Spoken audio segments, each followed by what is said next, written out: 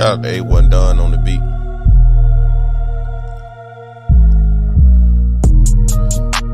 I'd like to welcome y'all to the LK Sport Podcast.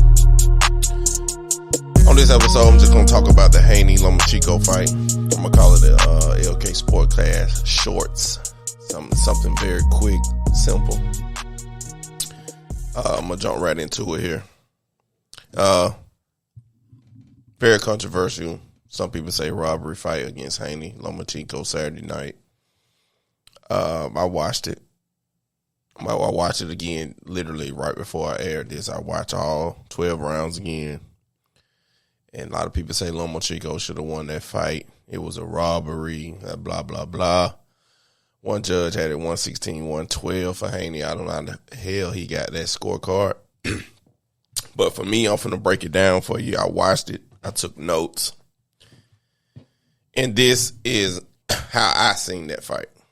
Round one, Haney comes out quick, fast, per usual. Lands a couple good shots, dodge a good bit, getting the feel for him. Loma ended that round fairly well with some flurries, couple combinations, but for the most part, I judge a round by how many minutes you dominated that round. Unless it's a close fight, close round, and at the end somebody land a couple combination of flurry or things of that nature. Before I get to who won that round, let me speak. The fans were behind Loma big time. If you watch this fight live, a lot of Lomachenko fans was in the stands. He's a stand-up guy. He went back, took a year off, fight for Ukraine versus Russia, which I commend. I stand up and I applaud that situation.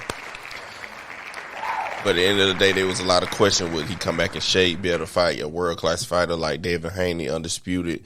He's number 10 on the pound-for-pound list. David Haney he's the undisputed lightweight champion at the moment, which is a tough task, taking a year off from boxing to protect your country, which, like I said, I could give him a round of applause for that because that's big time. So, and, so let me get to it. Like I said, the fans, every time Loma did something, it was the odds, you know what I'm saying? So when Haney landed some of those body shots during the fight, which I go through, and some quick lefts that he was, when he got in the mid-round, landing that left hook, you didn't get the crowd behind it and the oohs and things, but here we go. And one more thing before I get to these rounds too. In a championship bout, and if you're a boxing fan, you know this, to beat the champion, you got to actually beat him. To beat the man, you got to beat the man. So when it comes to close rounds and things of that nature, it's going to go to the champ. It's going to go to that guy. Because when you go into it as a challenger, you got to really control the fight, the speed of the fight, the pace, the body shots, jabs. All those things come into hand when you're a challenger going into a fight. Because once you're the champion, you're going to get those close decisions, those 6-6, those y'all both hit 8 punches around. If it's hard to determine, they're gonna give it to the champ. It's just how this things work. This always has it. This is how it always has worked in this boxing business. So this ain't nothing new or whatever. So it's some very close rounds in here. Round 6 and round 9 was very hard to score. And when I get to it, when you go to the champ, you have to give them. You being the champ, you get those edges, but. Let me go into it. Round 1, Haney comes out, land a couple jabs. He's distributing the distance in the fight. He want to fight on the outside, push it forward a little bit. He was boxing. Like I said, Lomachenko ended that round with a little flurry combination. But for the majority of that round, Haney won that round. So round 1, Haney, 1-0. Round 2, Haney, same thing. Haney comes out. He comes out and he He establishes the body, that right hook to the body. If you watch that fight, he started going to the body, head, feint, body. Lomachenko still kind of feeling him out, but Lomachenko moving a little faster because he's known to start off fights slowly. So he comes out, he lands some punches as well. Like I said, Loma ended that round well with some combos, but at the end of the day, I think Haney controlled majority of that round. 2-0 Haney. Round 3, Lomachenko started walking him down. I guess he started feeling Haney's power. He was like, all right, cool, I'm going to go in. He started closing the gap.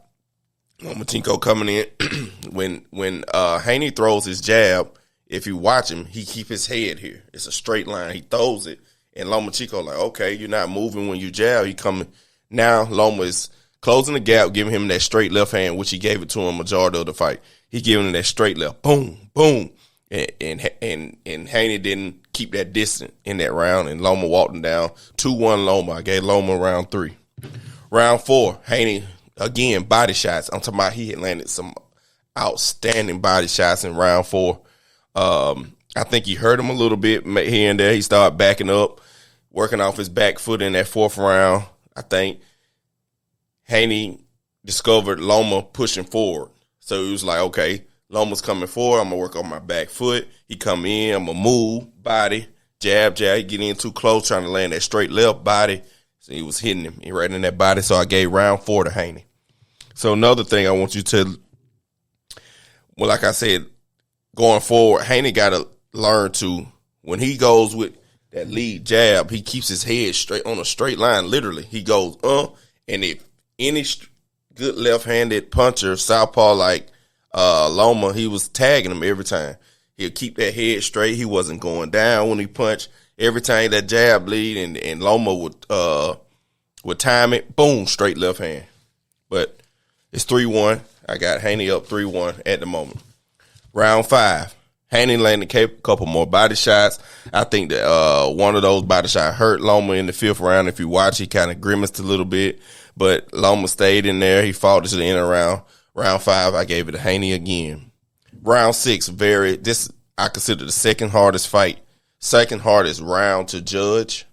They had some great exchanges in that beginning of that 6th round. They went back and forth, couple great shots from both guys, body and head shots. Lomachenko really landed some of those combos he was coming out with in the first 5 rounds.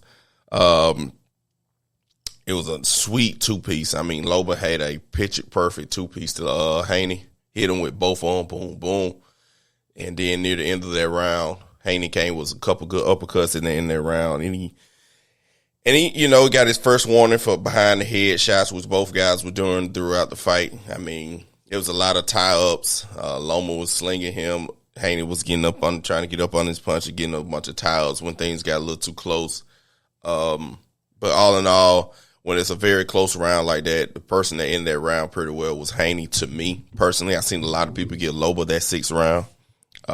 I gave it to Haney. Like I said, I give it to the champ. Champ stood in there. He weathered that 2-piece and a couple combos. He stayed in there, body shot, still worked his move, his game plan. Couple good uppercuts near the end right there. And I gave it to Haney, which is, you can have it as a push, which you can't do. So this is a tough job of judging a boxing match. But at the end of the day, I think once you go to those type of things, you got to give it to the champ. Now, when I get to round 9, it might be some more controversy. So round 6 is currently 5-1. I got the rounds 5-1 right now. So it'd be 49, 45 or something like that, or 49, 46 or something. I seen a lot of people had it 4-4, like I said, going into the 8th. But round 7, Loma came out, really distributed that left hand a lot. He gave him 3 straight lefts at one time. I think Haney's starting to realize, like, hold on, he really timing me now. Like, it really clicked to him. Loma really was starting to work his move. I think Loma started to feel like Haney at this point, and this fight is moving in Loma's direction, slowly but surely, starting in that 7th round. Loma understanding he's going at these angles. He's moving at an angle now. He's closing that gap. He's moving. Haney's still trying to work the body, but Loma's still working. He's working his angles. He's moving. He's not where when Haney throws a punch, he's not there anymore. Loma's moving, swinging. Round 7 goes to Loma. Round 8, same thing. Loma gets in the center. I gave him a great counter to begin that round. Another double left by Loma. Like I said, Loma left hand is landing. Haney's got to learn to move that head when he jab, and it's going to be a problem going forward when he plays. If he stays in the 135 and you fight those Tank and Shakur Stevenson, which I talk about at the end. And like I said, he ended that round on a great combo as well in round 8. Like I said, Loma is really establishing himself in this fight. He's understanding Haney's distance. He understanding Haney's game plan. And Loma's starting to control this fight more and more.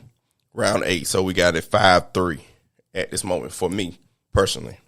Round 9, which is the hardest round to judge. If you go back, you can go look on the internet and find the fight. Round 9, I watched it twice. When I first watched it and I put my notes down, I wrote nobody's name down. I wrote my notes. I wrote down both founder, lightning punches. Loma had the straight left again. Great round for both. Still, as I'm reading it, I got Haney/Loma down here. It's just hard to score that round. Loma started jabbing, which was rough for Haney. It was different. If you know Haney's history, he fought a left-hander early in his career. I can't think of his name. And he had his worst percentage of landing jabs against southpaw. He has a problem with southpaws for some reason landing his jab, and that's what Haney does. He defends and he jabs. That's what he does. That's how he win all his fights. He's 30-0 now. All his fight he defends, jab, jab, jab. So that was another problem in this fight for Haney. He fighting a world-class southpaw, which was different for him, that can time him, can move at different angles. Great footwork. Footwork by Loma was in this fight was amazing. But like I said, it's a tough round. So I got Haney/Loma, and I'm going to come back to this round, and I'm going to give you why I gave my decision. Like I said, I watched this round again at the end. If you go on momentum, you're going Loma. If you go on Haney for the simple fact that he had some great shots, and they both went back and forth. If you on the type of person I am, if it's a tie, I'm giving it to the champ. So you can go Haney in this round, but momentum's with Loma. So I'm naturally, if you're watching this fight, you're gonna go Loma won that fight. He won 7-8. He got the momentum. Loma won that round 9. But to me, I think Haney stood in there. But we'll get back to that. So we still at 5, technically 5-3, but we're going to the 10th round, and I'm gonna go back to that 9th round again. Round 10, Loma hurts Haney. Oh my God. He really landed some great combos, huge shots against Haney. Haney stood there and weathered. That was the most lopsided round in this fight by far. Loma put his stamp on it. He outlanded him 20-2, I believe, in the company box numbers. Some people say that could have been a 10-8 round, but if you know boxing, any guy that don't really hit the deck or take a knee or just really get pummeled, it's hard to give a fighter a 10-8 round. Like I said, Haney stood in there, took those shots. He pushed, tied it up. He landed a couple shots there. Like I said, he still fought back. So technically, you got to score that a 10-9 round. Loma, best round of the fight for him by far. Then we go into the round 11. He got the momentum going. He know what he's doing now. Like I said, he's figured Haney out at this point. He know his game plan. He know the distance he want to work at. He know the angles he want to throw punches at. He's getting his outside foot outside of Haney's. He's working him with that left hand, and he's just timing it. He's hanging and letting him jab body. And Loma at this point is lefty. He's thinking double lefts. He's really, like I said, he know exactly what's going on now. Like I said, Loma on attack. Basically, he worked his ass again in the 11th round. Haney got his ass whooped in the 11th and 10th round, like by far. So now, if by the numbers, it's 5-5, if I'm not mistaken, without me scoring the 9th round. So I got it. Round 1, Haney. Round 2, Haney 2-0. Round 3, Loma. That's 2-1. Round 3, Haney. That's 3-1. Round 5, Haney 4-1. Round 6, I gave it to Haney, so that's 5-1. Round 7, 8, 10, 11, Loma by far. So that's 5-5. Then we go on to the 12th. I feel like Loma he landed a combo in there, but Haney was still working in that round. Loma seemed like he took his foot off the brakes, felt like he was winning the fight, I believe. I think he did enough to win the fight by far. But let me go back to round 9. Beginning of round 9, Bill Haney told his son, "You're winning the fight." That's the worst thing. I hate when the corner tell guys that shit. Stop telling your guys he winning the fight, because his mentally is like, I just don't want to get knocked out. I don't want to get hurt. So he changes his fight so that at beginning of the 10th round, he told his son Devin, "You're winning the fight," and it changes the whole fighter's mentality, body, and you can tell now looking back on it, he got his ass whooped after that. It's 10th and 11th round when Haney mentally probably thinking, okay, I won the fight, and you're not being aggressive as you was with your jab and body shots. Loma worked his ass. And I just don't like when corners tell guys you're winning the fight. Like, don't just tell them to keep working. Keep doing the game plan. Keep going. I just think that's one of the worst things in boxing to me, because it can psych your boxer out to, like I said, he don't want to get knocked out now. He just want to make it through. He just want to make it through. But I forgot to point that out at the beginning of the 10th round. But we're going to the 12th round. Haney's is still working. Loma, he had a couple bright spots in there, but it landed some good. Haney landed some good shot in that round very well. He took round 12. So right now it's 6-5. That's how I had the fight. 6-5 Haney's way. Back to the round 9. I watched it again. Both fighters landed some good fights, good punches. Loma had that straight left. He distributed that again. It was a great round by both. It was just so hard to score that round to me. A lot of people gave it to Loma. Like I said, I think it was closer than that to give it to Loma. And like I said, you can give that to Haney as well. So my thinking was, I gave Haney round 6, so I'm gonna give Loma round 9, and then all in all, it ends in a 6-6 draw for me when I seen this fight. I don't think it was robbery. I think the fight should have been 114. I don't know how a judge seen 116, 112. He need his eyes checked. He need to be looked up. He need to be drug tested. That was not a 116, 112 fight by far. When people say robbery, you thinking that a fighter probably won the fight 8 rounds to 4 or 9 to 3, and he still lost the fight, and it wasn't that case. If you watch boxing, and I think people lose the mental part of boxing is round by round. You want to win one round by round. If I dominate you, and some people think if you just pummel a guy in the round 7, 8, and just stay on his ass in 9, 10 or whatever, how I'm trying to explain this, and he just do him so bad in a few rounds, you forget about the beginning. Well, Haney dominated this fight. He came out, he got the distance, he was aggressive a little bit. He did establish his body shots. He was trying to hit the jab. The jab wasn't really landing like he wanted to, but the body shot was. He landed some great body shots. The first half of this fight was dominated by Haney. And you can't forget that. You got to score those rounds just as you score the back end where Loma dominated the fight. And in sports, is what you done for me late in life, period. It's like what you done for me. The last thing y'all seen was Loma dominating from 7 to 11. If I'm not mistaken, is that 7 or 8 to, 7 to 11. So that's 7, 8, 9, 10, 11. That's 5 rounds for him. And I gave him round 3. So that's 6 rounds. 1 through 6 is 5-1 to me. Haney, he done enough to win those rounds. It wasn't nothing Loma was doing that just like he was doing 7 through 11, dominating this fight. Haney was outside, body shots, landed some good shots.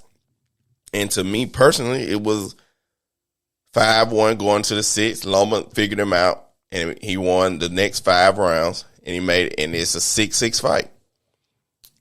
The whole robbery thing, come on, guys. I think it was more of the crowd that made it sound like a robbery. And another thing, a guy jabbing and body shotting his way to a winning round and a guy landing power punches winning a round, you get it lopsided. It's still 1 round winning. It don't matter how they won it, because Loma won with combos, straight left hands. You can see Haney head popping back, but Haney won his with body shots, jabs, and it looked like, and Loma still coming in, but end of the day, it counts points. Haney didn't win, pretty rounds, but he won rounds in this fight. And Loma won his rounds by body shots, things that people like to see in boxing, combos, aggressiveness, straight lefts, and popping head back. That's how he won his round. So you can say that it's robbery, but at the end of the day, Haney did what he had to do in the beginning of this fight, and he ended that 12th round, winning that last round, and making this a draw personally for me. If Loma comes out with the same aggression he came out with 7-11, not thinking, once again, that he won the fight already, and came out with that same aggression, won round 12, I think it might would have swayed some judges the other way for him to literally win this fight or even push it to a draw where it's damn near got to be a rematch. So, like I said, I got it 114, a tie. It still equals Haney keeping his belts, and we maybe get a Haney-Loma too. But I know after this fight, Haney was thinking about he was having a rough time getting it down to 135. Loma is a natural 135/130 guy, so it was easy for him to make weight. Loma, I think Haney should move up to 140, 145. If he moves up to 140, the same as Garcia, that might can be a fight in the future. But Ryan Garcia got to come through with some couple more fights to get his rep back up. You can say is like I said, his star power or box office power back up, because that loss to Tank was kind of rough. Getting hit with a body shot and going down the way that he did. And the next biggest question is, can Haney beat Tank or Shakur? My answer from this fight as I watched it is a no, completely no. I think Haney will hurt his career by fighting Tank or Shakur next. I think he should move up to 140, fight another pound for kind of a number 2 contender or whoever, or somebody I think he know he can beat mentally. I think he need another great showing before he fight a Shakur or Tank. I think some of them shots Loma hit, if Tank hit him with those, he's going to go down. I think Shakur is a more polished boxer, better chin. Shakur is a more natural 135. So when him, like Loba, it'll be hard to fight Shakur at 135. Shakur about to get ready to take over that division, to move up and take over that division. Him and Tank can fight in the future. It's just all about egos now and camps and things of that nature. Like I said, I don't think, would I watch a Loma, Haney too? Yes. When it depends on the fight. Loma's 35 years old. Haney's 24, so it's more easy for him to come back in shape and be in his prime. I think Loma can come in and have another great fight, but I think mentally, the way Loma came in shape for this fight with a game plan that he had, it'll be hard to do that again, because his morale is kind of down. Like, you robbed me this before, why would I want to fight him again? And then he'll be a year older, probably have to fight next year, being that it's in May already. And you got to take some time off. I think you got to, by rules, you got to take at least 3 months or 4 months off. I'm not sure how those rules work, but it's something like that. And then that puts you to August, September. Then you got to get your camp together. Maybe they can fight in December. But if he fight next year, Lomachenko's birthday's in February. He'll be 36 years old, a much older fighter again. We've seen this done before in B. Hops and the Floyds and Manny and George Foreman and a couple other guys fight at these late 30 ages. All in all, I don't see it as a robbery. I can see Haney winning. Like I said, I can see Haney winning that round 9. It'd be 115, 113. But all in all, I think it was a draw. I think it was a great fight. I would watch it again if they do it this year, because I think if they do it next year, with Loma being another year older, Haney getting another year experience on his belt, if you decide to fight another little fight at the end of this year, then fight Loma, I can see that as well. But I think Haney, he's a smart young man. He'll learn from this fight.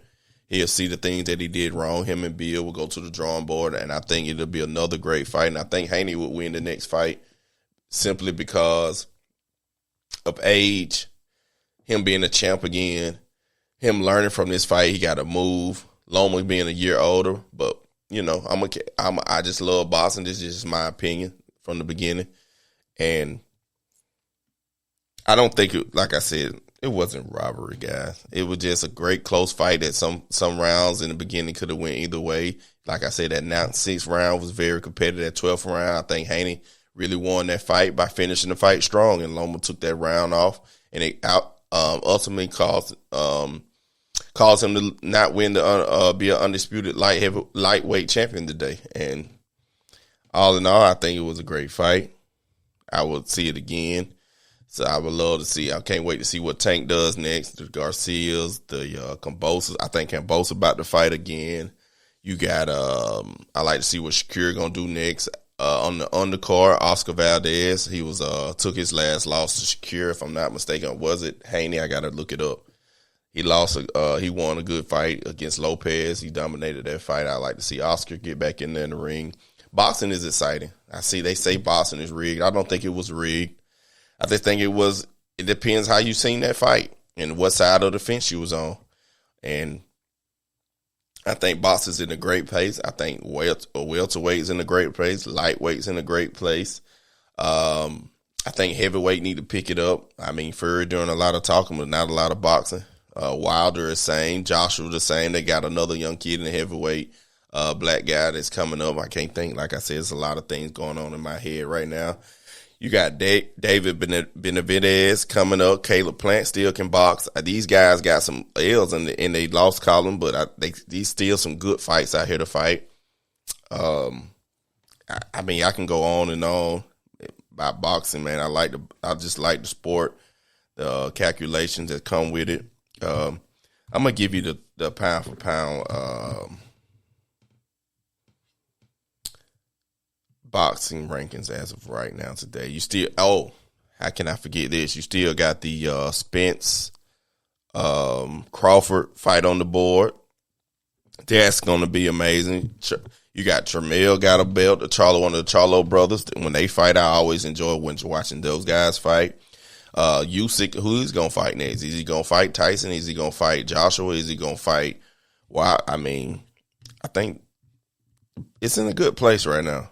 Pound for pound, Inoue, bantamweight guy from Japan, amazing. Y'all to watch him.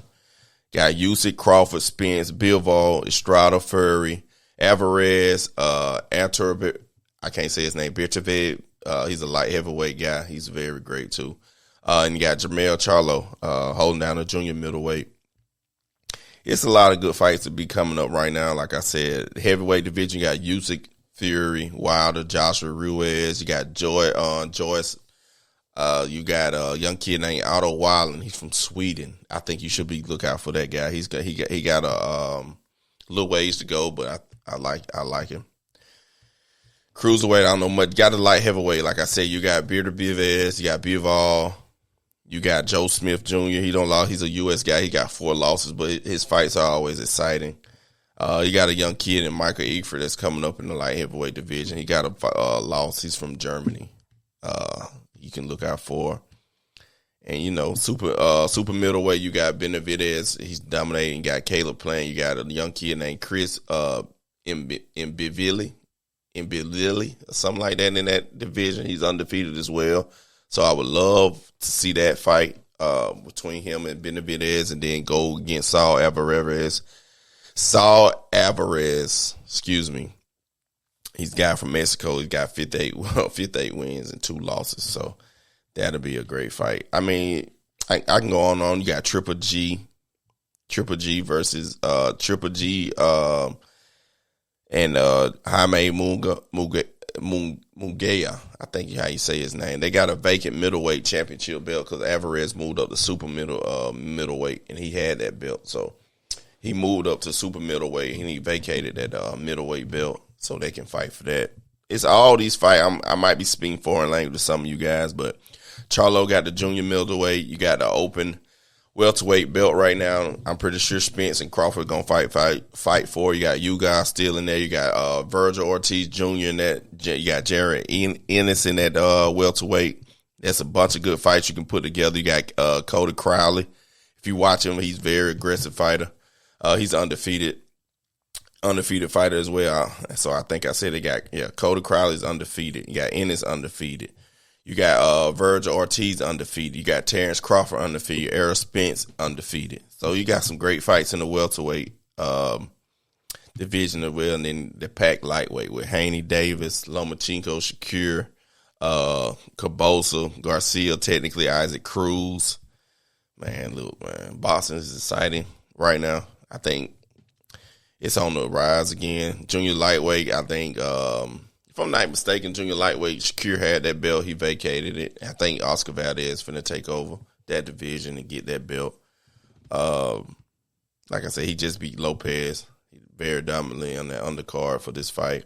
Joe Gardena, he's a great fighter. Then you got the fight featherweights. You got Lara and Figueroa, all those guys. But all in all, I think boxing's in a great place. I don't think this fight was a robbery by far. I'm finna get up out of here. But tune in to boxing, guys. I mean, it's fun. It's exciting. Fight night. If you don't even like fights, you can go to fight night. People have fight parties. And but I got this as a push, a draw. I would watch it again. I don't think Haney should fight Shakir nor Tank next. I don't think he's ready. I think Lomachenko is gonna take whatever best fighters on his plate. And I think it's the Haney fight. I would like to see a Loma Shakir fight. I don't think that's. Ooh, I don't know. Shakir is a bad boy. He's on the way up, man. I think Tank is a dangerous fight for anybody. Either one of these guys to fight with his power and his elusiveness. Just Boston's in a great place, and I want to end it by saying, stay positive. There's something came across me this weekend as I recorded some negative things, but I just want to tell people to stay positive.